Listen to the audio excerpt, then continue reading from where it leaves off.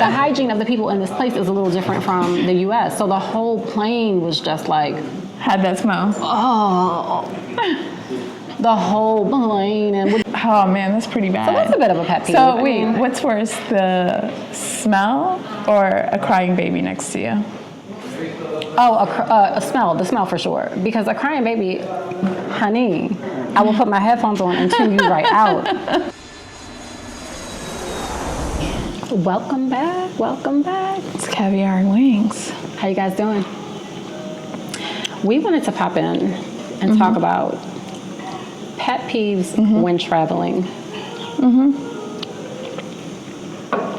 Specifically, let's talk airport, airplane.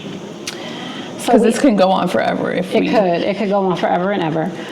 But this time we're going to focus on the airplane. So I asked this question on our social media a while ago, and you guys gave some funny answers.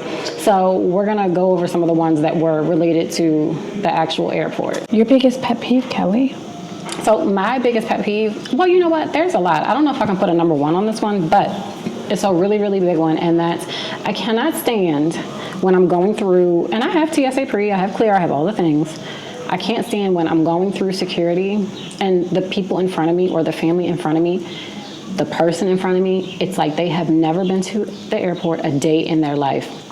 They are fumbling with everything. They, you know, like I feel like when you're a professional traveler, you know how to bust through there quick. Like you know what to wear to make it easy. You know all the things. I always get behind somebody who they don't take off their belt. They got keys in their pocket. They got change in their pocket. They got metal glasses on. Just all the things that are going to get you stopped.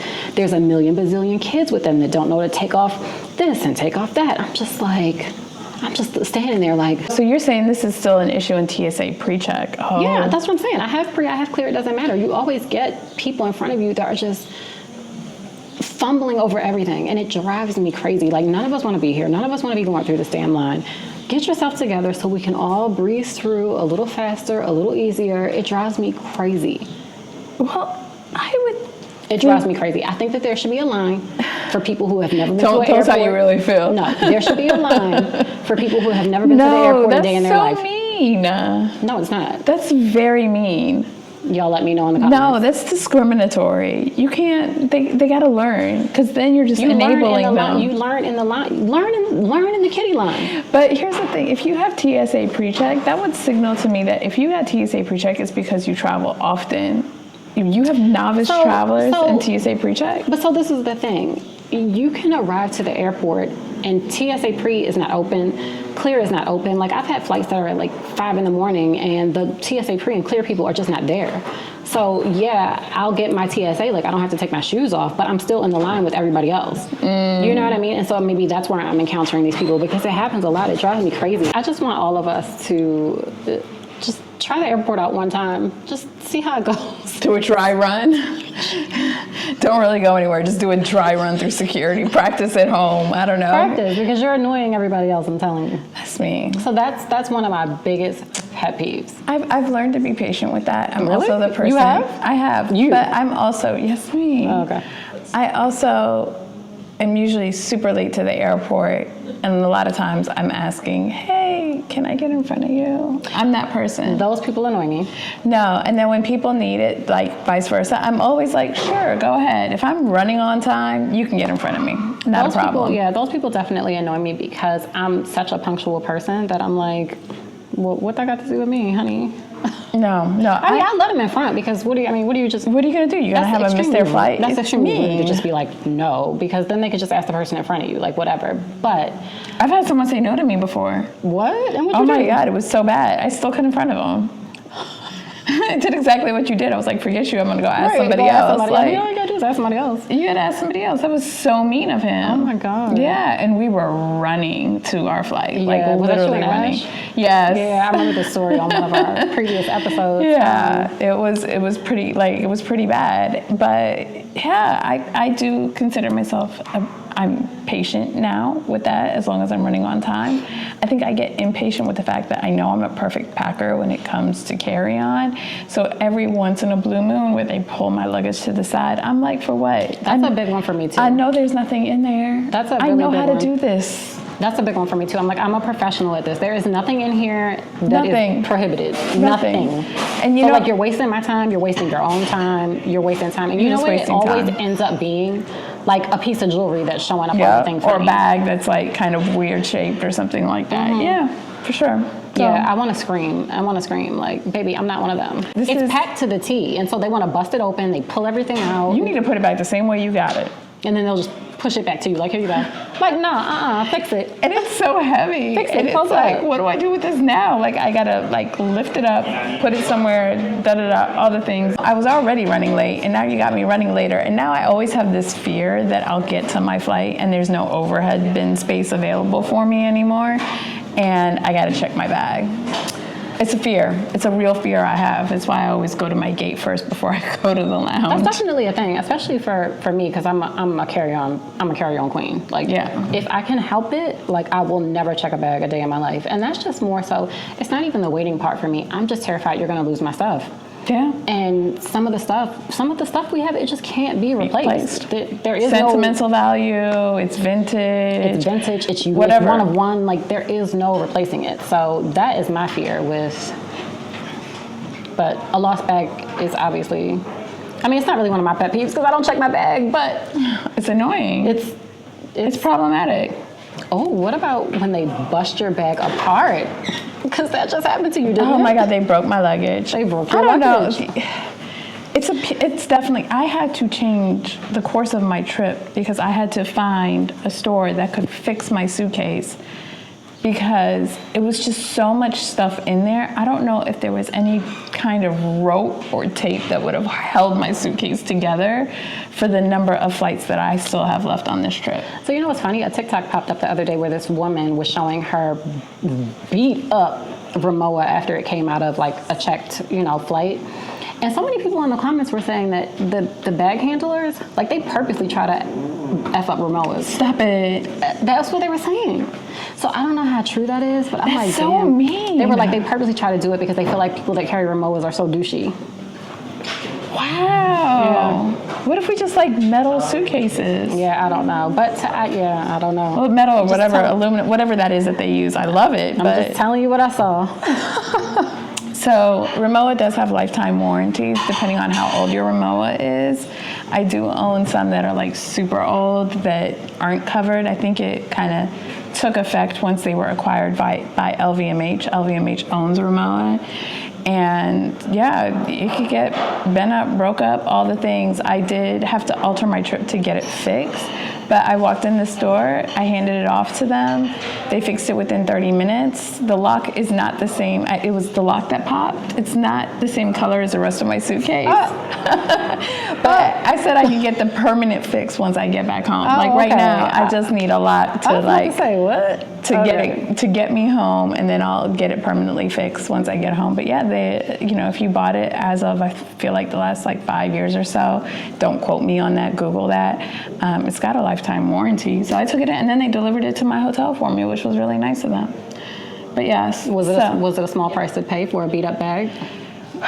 It was. I think the biggest thing was, so it had initially just cracked when I was in Barcelona. And when it just cracked, I probably should have went and got it fixed because they have a Rimowa store in Barcelona. And I didn't. And I was like, oh, it's just a crack. It'll be okay. By my next flight, it had completely popped off. So, and I was in a city where there is no Rimowa. So you got to be in a major city. That's the only thing that actually has a Rimowa store. Yeah. So alter the course of the trip. So that's more like, it is a pet peeve when the luggage comes back beat up, lost.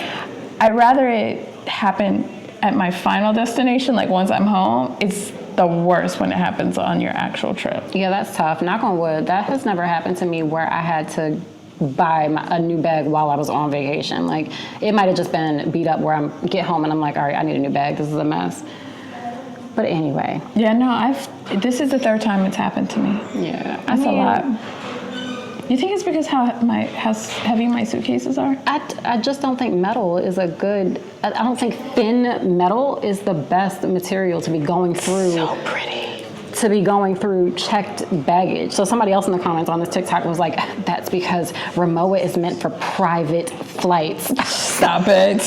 Stop it right They're now. like, you're not supposed to check Ramoas. That's why. I was like, oh, I'm learning all kind of things on this. Wow, you're not supposed to check Ramoas? I don't know if that's I don't agree with that. Now, I could say someone arguing that about a Goyard or a Louis or something like that. But I mean, I guess if they're offering you the lifetime guarantee, then fine. But it is a very thin metal that anything that touches it leaves a mark. I think it's, for me, and we're getting so off topic because this is supposed to be pet peeves, but I will say for me though, I had someone once ask me, like, are you worried? Because, I have a couple suitcase sets that are nice. They're like, aren't you worried about traveling? Like, what happens to the suitcase? And I'm like, I'm never as concerned about the suitcase as I am about the contents within the suitcase. Right, but the point that they're making is your bag It's a red flag. all on its own is a target for being an expensive bag. So for me, that was always, because I love Louis luggage, but for me, I'm like, I would only do a carry-on. I'm never going to check a Louis bag because it could be full of trash. You're going to be targeted, you're going to be attracted to my bag just because of what the outside is. Yeah. So, I mean, to each their own, I guess that's just the risk you take. But anyway. Yeah, if you're willing to roll the dice on that one, I roll them often. Yeah. And let me knock on wood, aside from damaged suitcases, and always drop a air tag. Always. Yeah, I do that. Always drop an air tag in your suitcase, period. Because if the airline can't locate it, guess what? You can. Yeah, as long as the thief doesn't find it. Yeah. Anyway. Or you know what? Someone told me to put 2 air tags in each bag and just hide them really well in different places. Mm-hmm. So if they find one, they're gonna think it's the only one in your bag. That sounds right. And they take that and not knowing that, oh no, there's really another one. I don't know. But don't air tags have that alert system? Like there's an air tag near you? Yeah, I think so. And I know sometimes mine makes a little dinging sound just randomly in the house. Oh, really? Yeah, it'll just be No. like, doo-doo-doo-doo. And I'm like, what is going on? No, okay, so back to we gotta pet get peeves. back to pet peeves. Back to pet peeves. All right, so for me, it's you sit on a plane and I'm so sensitive to bad smells.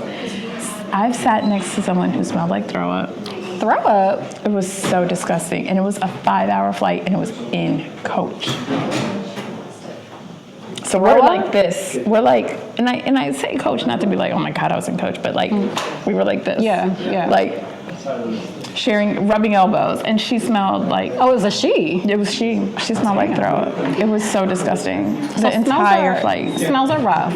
And sometimes, for me, it's not always the person right next to me. Like, I was on a flight, I was on a foreign carrier flight.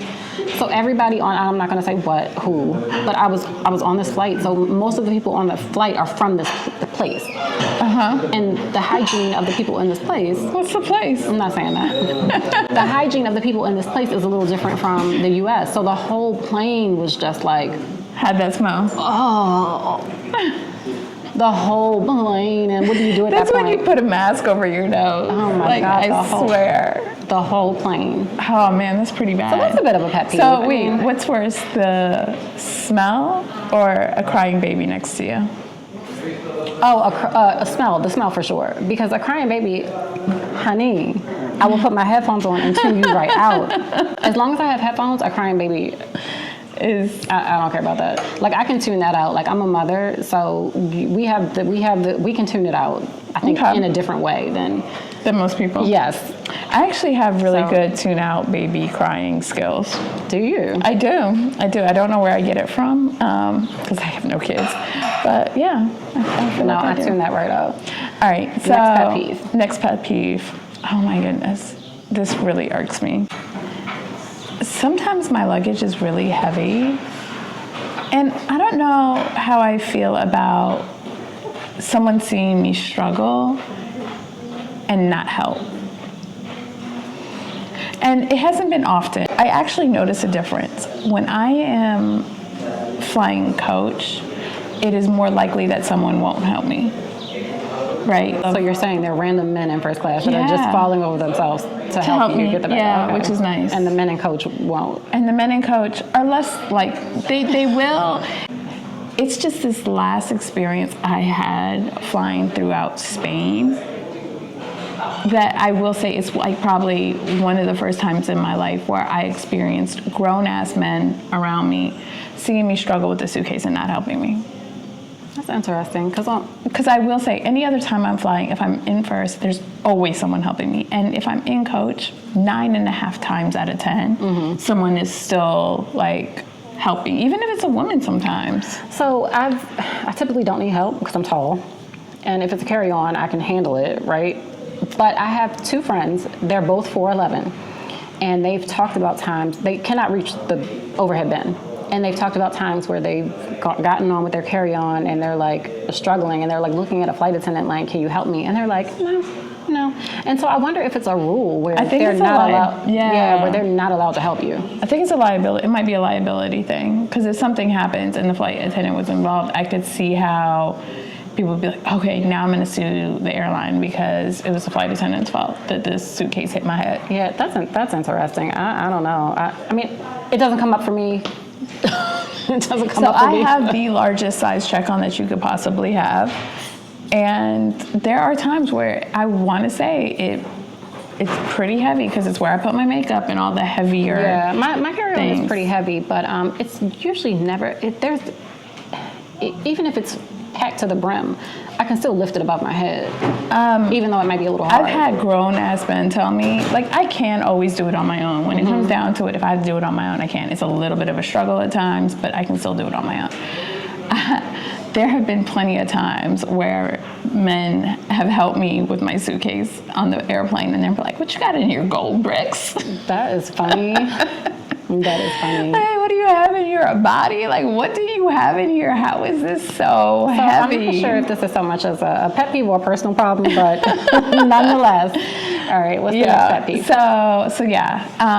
And then the final pet peeve, I think, that we can both agree on is this notion of how everybody stands up on the flight as soon as you land, regardless of if they're in seat 2A or 36D, and it's like, come on. So when we asked this question on our Instagram, this was the #1 response, is that I cannot stand when people from ADF jump up and want to get, try to get down the aisle in front of everybody. Like, no, wait your turn. Like, we filed on here row by row, we're going to get off row by row. How do you feel about that?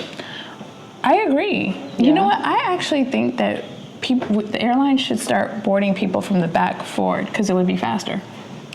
I mean, that's fine. I agree with you, and that's fine, but that Back doesn't forward, help. and then you deplane forward to back, and you wait your turn. There are certain airlines, like I was flying an airline here within Europe, and they were like, do not stand up until your seat is until it's your row.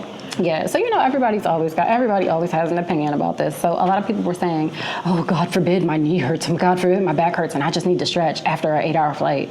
I think standing up and stretching is one thing. Jumping from row 80 to row 2.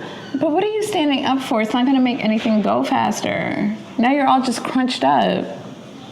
Why? I don't know. I saw an airline say I don't know if it was an airline or if it was just a news report, but they were saying they were going to start charging people, like fining people for jumping up from the bag. Yeah, I'll find it, and I'll put the link in the comments. Yeah, they were like, it's going to be a fine. Maybe not necessarily to jump a row, but to stand up before the plane is done taxiing. It's going to be like a fine or something. That's crazy. They should, because people are stupid. And you know what always happens, and I feel bad for the people that this happens to, like, if a flight is delayed and there's all these connections on the plane, and there are connections in the back of the plane. Yeah, and they're like, hi everyone, can you please, if you don't have a connecting flight, stay seated and let the people who have connecting flights get off first. And everybody still stands up. Everybody jumps up. I get so mad at people for that. Like, why? I know you don't have a connecting flight. You look like you live here. Speaking of connecting flights, right? That was another pet peeve. People talked about tight connections. Obviously, a lot of times the airline sets the connection for you unless you're Sahara and you're booking your own one-ways. But there have definitely been times where I'm like, okay, did they consider how big this airport is and how slow this, line is? Like, it's taking a little bit of time to get through this. Yeah, I think there's some science behind it, and they run the odds that, okay, she's going to get here in a certain amount of time. Because sometimes I do feel like they account for taxiing time and boarding and this, that, and the other. Like, even though your flight says one thing, I think sometimes they're just running with this notion like taxiing is going to take 20 minutes when it really only ends up taking 10. And that's why sometimes you pull in early. I don't know, I'm making stuff up. But I do think that there's a science behind it, and they're like, oh, okay, the odds are in your favor. And sometimes the odds aren't. And sometimes the odds aren't. I don't know. I think that was it for my pet peeves The for. standing up is really annoying. It is. Take a seat. Take a seat, chill out. We're all gonna get off. We're all going to get off. We're all gonna get At the off. point that there's people standing in front of you, you're not skipping over them. Just stay seated. And don't use the bathroom a million times. What? Can you help? I always get a window seat because I try to absolutely never, ever, ever use a airplane bathroom. Like, I make it a point to go out to the bathroom right before I get on the flight. I will, even like on a 9 or 10 hour flight, I'm like, no, I don't want to use the airplane bathroom if I don't have to. I can't go 9 hours without going to the bathroom. That's crazy. But on shorter flights, I definitely, and I have to have a window because I gotta lay down and go to sleep. But I try not to. If it's like a short flight, I'm like, That's why I I try to chill because I don't even like climbing over people, making people get up, or they're always asleep when you. So that was somebody's pet peeve: people who book a window seat but have to go to the bathroom a million times. That happened to me because I always try to book window seat, and there was an instance where, sometimes you don't get it. And I got an aisle seat, and I lied to you not, this person got up like 4 times. Dang. And it wasn't even a long flight. And I'm looking at her at one point, and I didn't mean to do it, but I definitely rolled my eyes and was like again? For what? Like, do you have a UTI? What's really going on? Like, there's no reason. Maybe she did. But in cases like that, if you're got some issues going on, you should definitely get an aisle. Switch seats with someone. Be like, look, I'll take the aisle. I'm sure you will not have a hard time finding someone who will want a window seat. So funny. Have you ever had, okay, wait, one more thing. This is not a pet peeve, but this happened to me and it was so annoying. Have you ever had someone not want to switch seats, like, so you can be next to whoever you're, like, flying with? It's never come up for me, but I can see why that might be an issue. But I don't, if you ask me to move my seat to something that is not comparable or better to my seat, you can kiss my ass up. Let's say it's comparable. I've had someone say no. Because if you asking me to move back, if you asking me to move to an aisle, if you asking me to move to the middle, absolutely not. Yeah, no, I've asked someone to, it happened one time. I asked someone to switch with me, and it was a comparable seat, and she was by herself, and she was just being a hater. So on my way here, I got on the plane, and there was a man in my window seat. And I'm looking at my ticket, and I'm looking at the thing, because I know damn well I wasn't, Right. The only seat available on the row was the middle, and I knew damn well that wasn't me. So I'm looking at the thing, and he's like, oh, and I'm like, whatever, 6F, whatever. And he's like, oh, this your seat? He's like, well, do you mind? Yeah, I mind. Yes. He said, I've had that happen before. I was like, yeah, I mind. He said, Yeah. do you mind? I said, yeah. Good, get to the middle seat. Are you crazy? He was in the middle. He was in my window seat. But was he was supposed to be in the middle? He was supposed to be in the middle. Wow. And he knew, as soon as he saw me looking crazy, he probably said, oh, let me sit here and hope nobody comes or whatever. I don't know. Because he immediately knew I was standing there, and he's like, oh, is this your seat? He's like, well, do you mind? Have you lost your mind? Yes. You think I'm sitting in the middle? Who would say yes? Over a window? Who would say, no, I don't mind. You can have a window seat. I'll take this I don't middle." know, somebody, but he had the wrong one that day. Like, absolutely not. Get out of my seat. That's too That funny. is so bold to me, but Anyway. So you guys, let us know if we missed, any of the flying pet peeves. I think the only other one I have is like, when people take their shoes off and it's just their bare feet on the plane. Have you seen that? I've seen it. That is, and it's your bare feet in the plane. Now, I understand if you're taking your sneakers off and putting your slippers on because you're in first class, but no, I'm talking about Just bare feet. And then sometimes bare they feet. kick their feet up on the side.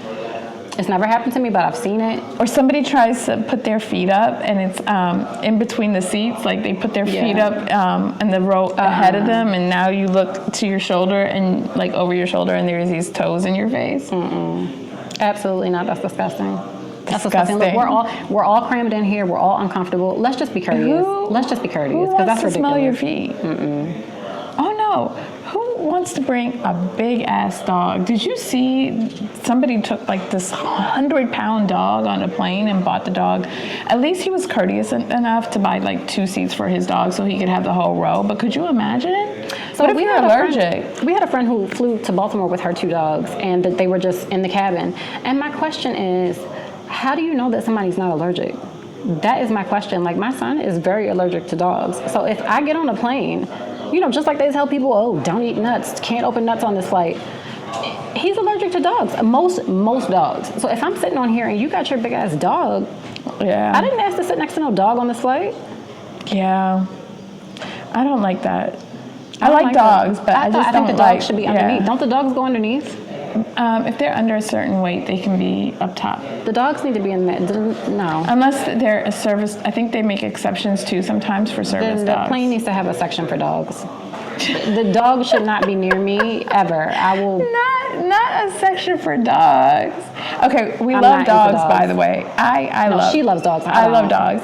It's just that, like, you know, the whole plane thing, tight spaces for me, like, get a certain way when it's an extra body involved, because that's an extra thing. That's like an animal. And they're shaking. They do that shake thing where they shake the fleas And what if all they off. need to? I think my biggest fear is that they need to pee and they'll just pee right on my foot. Yeah, they're shedding dog hair on me. But anyway. Yeah, it's that part. I always wonder how you handle that. Gross. Yeah. You know, it's just tight spaces. We love the dogs. She loves dogs. I don't love dogs. It's just You keep saying we. Like, let's be clear. Don't bring your dog around me. Yeah. I don't know why she doesn't like dogs. Don't bring your dog around They're me. so cute and like lovable. I And like people. And they love you like forever. That's nice. That's nice. All right. All right, So guys. I think that's it for our pet peeves. I think so. Until next time, what do we want them to do? We want them to stay fly. And carry on. Bye.